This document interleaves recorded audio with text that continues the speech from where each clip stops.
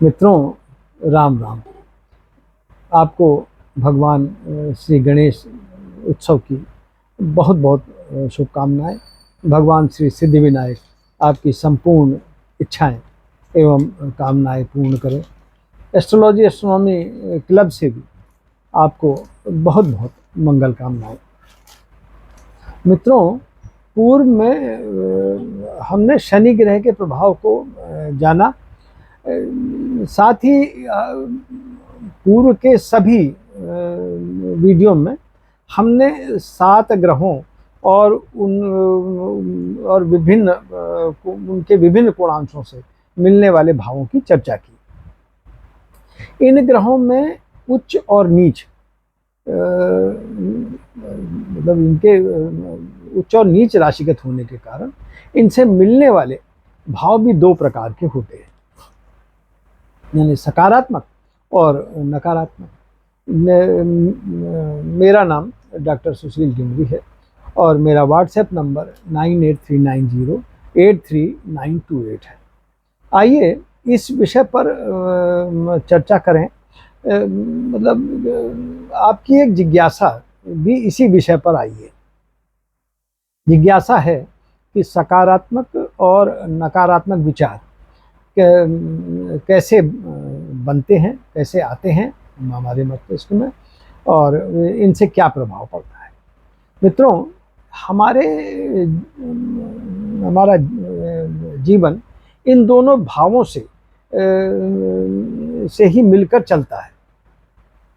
यानी सूर्य ग्रह से उठना या जागना मिलता है तो नीच राशिगत रश्मियाँ आलस्य देती हैं, जिस कारण जातक सामाजिक और असामाजिक होता है।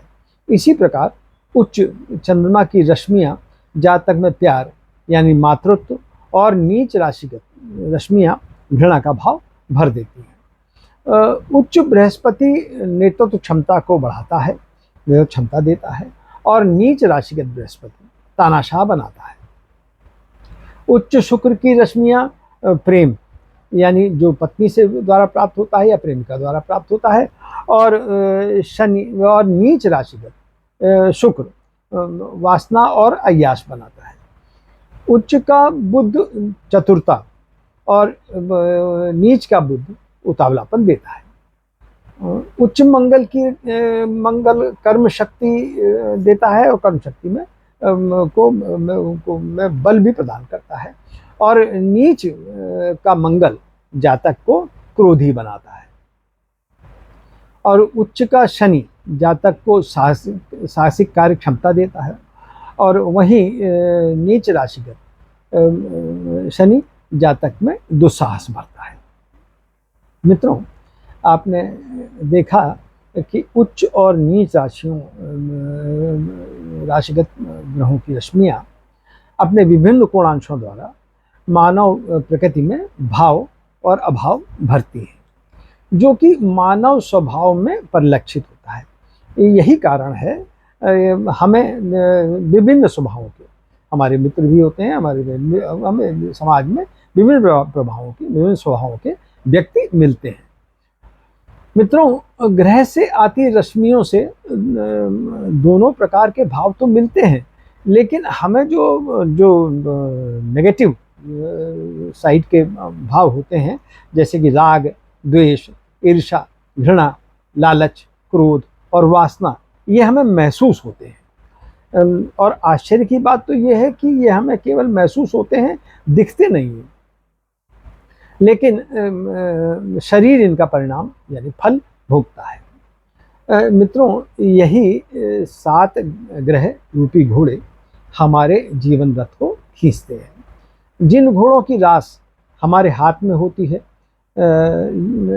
यानी वह ग्रह हमारे लिए, मतलब जो प्रभाव हमारे हाथ में होगा तो वो यानी वह ग्रह हमारे लिए फेवरेबल होता है और हमें सकारात्मक पॉजिटिव परिदृश्य की तरफ, पॉजिटिव फेज को या परिदृश्य की तरफ ले जाता है।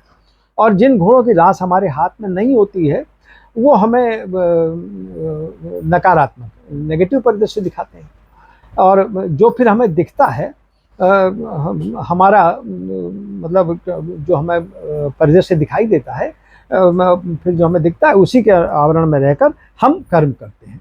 मित्रों, यहाँ 7 घोड़े यानी 7 ग्रह और ग्रह हैं, और रास से अभिप्राय यानी रास से मतलब उनकी किरणों से है, जो कि कोणांशों के कारण सीधी और सीधी पड़ेंगी या तिरछी हो जाएंगी, तिरछी पड़ती हैं। यानी जो किरण सीधी है वो हमारे मस्तिष्क में पड़ने के कारण मस्तिष्क भाव, उसी भाव को सक्रिय कर रही है, जो कि हमारे लिए सकारात्मक यानी पॉजिटिव है। और जो किरण तिरछी है वो मस्तिष्क को में उसका भाव पड़ ही नहीं रहा, मस्तिष्क में उसका भाव आ नहीं रहा, यानी मस्तिष्क सक्रिय नहीं कर पा रही है, वो नकारात्मक नेगेटिव भाव देती है, नेगेटिव है, वो नेगेटिव परिदृश्य को दिखाती है। मित्रों, अभी आपने सकारात्मक और नकारात्मक विचारों का मस्तिष्क में बनना और उसी के अनुसार कर्म करना ये जाना। आपको ये चर्चा कैसी लगी? अपने विचारों और सुझावों से हमें अवश्य अवगत कराएं। हमारे एस्ट्रोलॉजी एस्ट्रोनॉमी क्लब को भी अवश्य सब्सक्राइब करें।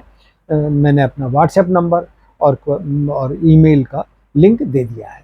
आगे आपकी क्वेरीज का इंतजार करेंगे और आपको ज्योतिष संबंधी रोचक जानकारियाँ भी देंगे।